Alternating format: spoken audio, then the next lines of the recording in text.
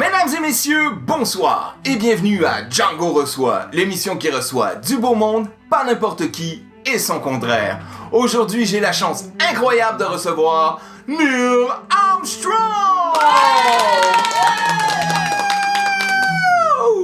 Le premier homme à avoir marché sur la Lune en exclusivité mondiale.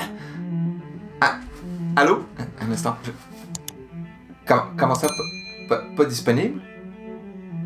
On a le deuxième. Oui. Ok. Ah. Mesdames et messieurs, revirement de situation. Nous avons le deuxième homme à avoir marché sur la Lune. Buzz Aldrin! Buzz, c'est à toi!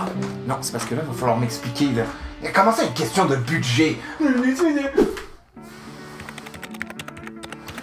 Commandant Buzz Aldrin, à votre service. Qui? Buzz Aldrin. Non, Buzz Aldrin. B-U-Z-Z-A-L-D-R-I-N. Tu me connais peut-être pour avoir été le premier homme à avoir piloté un module jusque sur la Lune. Ou encore, peut-être que tu me connais parce que je suis le deuxième homme à avoir marché sur la Lune. Non. Évidemment, tu me connais pas pour ça. Personne me connaît pour ça. Tout le monde connaît Neil Moron Armstrong, hein? Ah oui. Non, ils m'ont bien eu à la NASA. Non, parce que ça devait être moi le premier.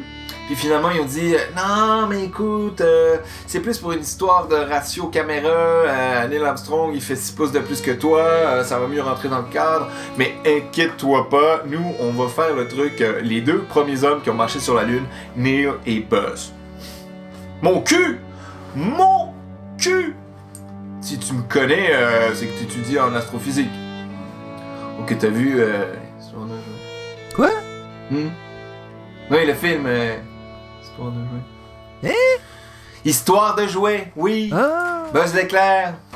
Eh oui, c'est moi en personne qui a inspiré ce grand personnage de film pour enfants qui représente un astronaute assez limité intellectuellement.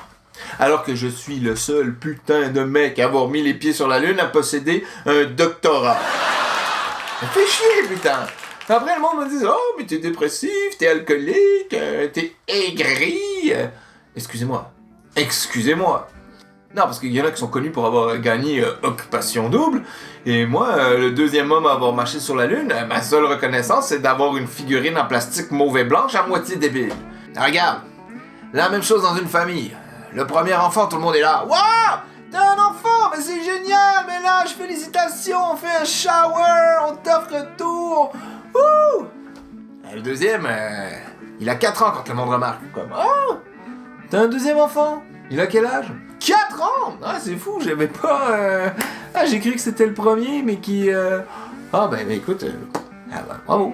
Et voilà le traitement au deuxième. J'ai dit que je pleurais pas.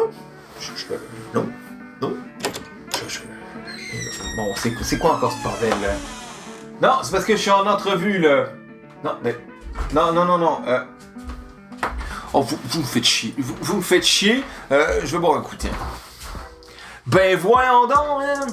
Moi, j'entends du bruit l'autre bord, je me demande ce qu'il y a, puis j'apprends que t'as le deuxième homme qui a marché sur la Lune.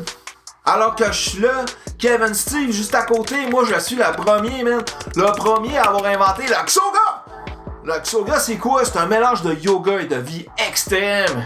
Puis ça représente tout à fait ma philosophie entre la dualité de mon besoin d'ergonomie sincère vers la paix intérieure et une vie extrême qui se passe dans ma tête. Un jour, je me suis réveillé dans une cure de désintoxication puis je me suis dit « Kevin, il est temps que tu prennes ta vie en main. » Fait que j'ai inventé le Xoga. Le Xoga, c'est comme le yoga, mais à quelques petites différences près. Mettons, tu fais le yoga de la tête du chien en l'air. C'est la même affaire avec des lames de rasoir entre les mains.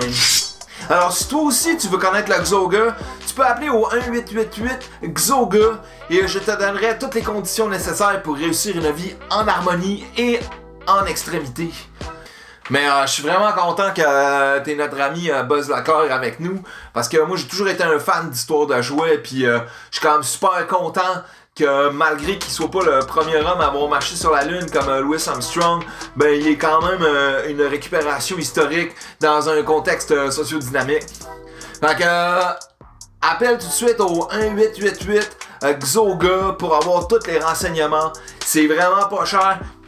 Moi, j'y retourne parce que je suis trop extrême pour rester statique, man! Statique! C'est plus fort qu'à toi. Bon, ben, maintenant que Kevin Steve est parti, on va pouvoir continuer. Est-ce qu'on peut parler enfin du sujet qui nous amène ici, l'astrophysique appliquée aux vaisseaux spatiaux? Ce qui est passionnant dans l'astrophysique, c'est le pliage du temps. En effet, quand vous partez d'un point A jusqu'à un point B et que vous suivez une course spatio-temporelle, wow! Merci Kevin Steve de nous faire découvrir le Xoga en exclusivité. C'est aussi ça Django reçoit, recevoir des personnages inattendus. Et merci aussi à qui déjà? À Buzz Aldrin, le deuxième homme à avoir marché sur la Lune après Neil Armstrong. Wouh! Moi je vous dis à la semaine prochaine. Abonne-toi, dis-moi dans les commentaires qui voudrais-tu voir. Ça se pourrait qu'on l'ait, ça se pourrait qu'on l'ait pas. À bientôt! Ha! Bon, là, il va falloir qu'on discute, là, parce que... Non, si c'est une question de budget, je peux allonger. J'ai le bras long, là. Non, j'appelle Justin, il a pris des billets, c'est parti. Oh, oui.